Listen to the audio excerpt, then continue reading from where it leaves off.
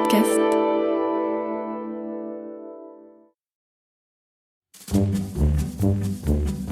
Histoire d'animaux.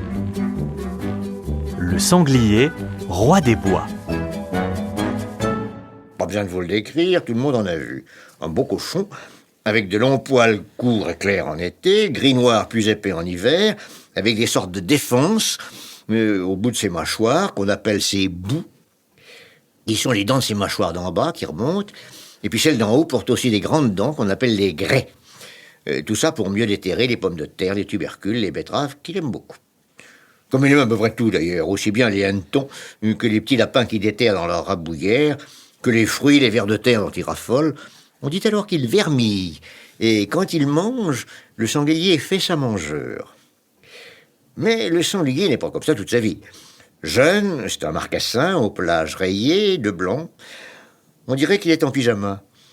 Et puis, quand il grandit, il devient bête rousse, son poil est roux, mais enfin bête noire avant de passer solitaire et de ne rejoindre la compagnie qu'au moment des amours en automne ou pour le voyage d'hiver dont je vous parlais tout à l'heure. Intelligent, et puis merveilleusement servi par ses sens. L'ouïe du sanglier, mais fabuleuse. Le bruit d'une branche cassée, le froissement d'une étoffe, le clap d'un fusil qu'on referme, le bruit des clous sur le gravier. Il les entend de très loin, il dresse ses oreilles, qu'on appelle ses écoutes, et il s'en va. L'odorat est encore plus fin. Il sent les traces du mulot, il sent l'odeur des racines qu'il aime, et surtout, il sent les traces de l'homme, et alors il se méfie. Son langage, on en connaît plusieurs mots. Quand le petit marcassin a perdu sa mère, il lance des « oui, quick » aigus. Et quand il la retrouve, il court vers elle en lançant des « de joie. Quand le sanglier sent une odeur suspecte, il fait « pfff » en fronçant le nez. Quand il est grand sanglier, il fait « ouf, ouf » quand il démarre d'un seul coup. Quand il a peur, il fait « ouf ». Et quand il est en colère, il fait « ouk » en faisant claquer très fort ses mâchoires. On dit alors qu'il casse la noisette. Et quand un sanglier casse la noisette à votre sujet, il vaut mieux s'en aller, parce que pas grand-chose ne résiste à la charge du Tarzan de nos bois. Ses amours discrètes en automne.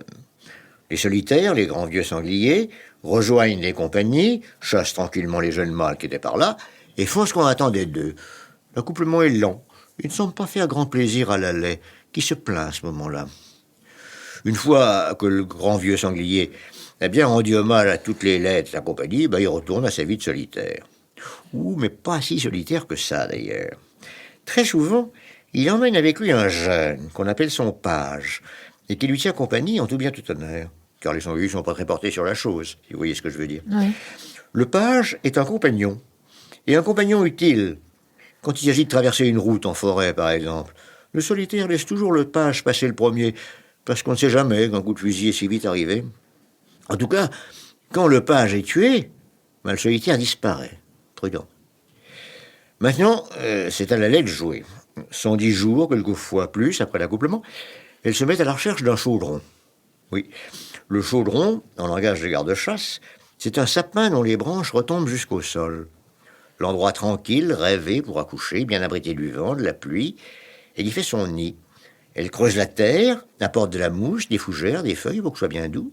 J'en ai vu un, chaudron, où la mère laie était arrivée à entrecroiser les branches mortes au-dessus du nid pour faire un vrai toit. Et là, elle accouche. 2 ou 3 petits la première année, grands comme la main, 6 ou 8 les années suivantes, jusqu'à 14, autant qu'elle a de tétine. Ça s'est passé vers avril-mai. Les petits vont rester 2 semaines au nid, pépillant tant qu'ils peuvent, se taisant brusquement quand la mère fait « ouf » pour leur dire de la fermer. Ensuite, elle les sort, les emmène promener, les dresse, leur apprend par exemple qu'il faut absolument se taire et ne pas faire de bruit, surtout quand on arrive en bordure de la forêt. Et les marcassins grandissent, leurs poils rayés tombent, et rejoignent la compagnie derrière maman. Alors la compagnie, c'est un groupe de plusieurs laits avec leurs marcassins qui accompagnent les bêtes rousses et même quelques bêtes noires. Le père, le solitaire, est dans un coin, mais il ne vient que rarement. Et on mène sa vie de sanglier. La patronne est toujours une vieille laie pleine d'expérience, on marche en file indienne, et quand on veut se reposer, on se bauge. La bauge, c'est le domicile de repos du sanglier, un trou bien sec qui s'est creusé au pied d'un arbre dans un endroit absolument tranquille. Et puis chaque jour, on se souille. Se souiller, c'est prendre un bain de boue dans une mare bien vaseuse. Cette boue sèche capture les parasites, les puces, et quand elle est bien sèche, on va se frotter contre un arbre en se débarrassant et de sa boue et de ses puces. Mais là encore, le sanglier montre son astuce.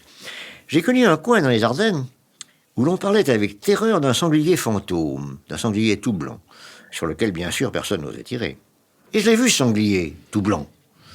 Et j'ai fini par comprendre pourquoi il était blanc. Au lieu d'aller se souiller n'importe où, il allait chaque jour, il faisait des kilomètres pour ça, se rouler dans la seule mare du coin dont l'eau était crayeuse, blanchâtre. Il en sortait spectral, fantomatique et protégé. Autre signe d'intelligence, quand les rabatteurs dans une battue mènent leur tapage pour abattre le gibier vers les chasseurs embusqués là-bas, le sanglier Beaujeu ne bouge pas de sa bauge et laisse passer les rabatteurs parce qu'il sait de quoi il s'agit. Et quand il entend le rêche du jet, qui signifie quelque chose d'anormal se passe dans le bois, il se défile silencieusement. Parce que rien n'est silencieux comme ce gros personnage. Il passera derrière vous sans que vous en doutiez. Et la vie continue.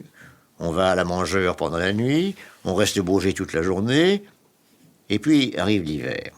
Ah, sale saison pour les sangliers qui vivent en montagne, plus rien à manger. Alors on descend en plaine, vers une autre forêt où il y aura à manger qu'ils connaissent bien. Pour ce voyage d'hiver, la compagnie se groupe toujours de la même façon. Devant, des bêtes noires, assez fortes pour ouvrir la route en cas d'ennui, puis les lais et leur bataillon de marcassins, sur les côtés les bêtes rousses, qui sont des sortes de flangardes, et puis derrière le gros père solitaire qui doit bien déménager lui aussi, qui court comme il peut. Et ça galope tout droit, absolument tout droit, à raison de 30 km par nuit. On se bauche pour passer la journée et on repart le lendemain. Et puis une fois la neige partie, on remonte de la même façon vers la montagne. Et quand la compagnie galope, la nuit, de montagne en plaine, ça fait broum, broum, broum, comme un bruit de tambour, et c'est assez impressionnant. Encore un mot, Noël. Il faut bien se le répéter. Le sanglier qu'on laisse tranquille n'attaque jamais l'homme. Évidemment, si vous êtes allé lui souffler au nez, si vous lui tirez dessus, si vous l'attaquez avec des chiens, il se défendra, bien sûr qu'il sait le faire. Ceci dit, ne me servez jamais de sanglier si vous m'invitez à déjeuner, parce que j'en ai eu un pour ami. Vous avez eu un sanglier pour ami ? Eh oui.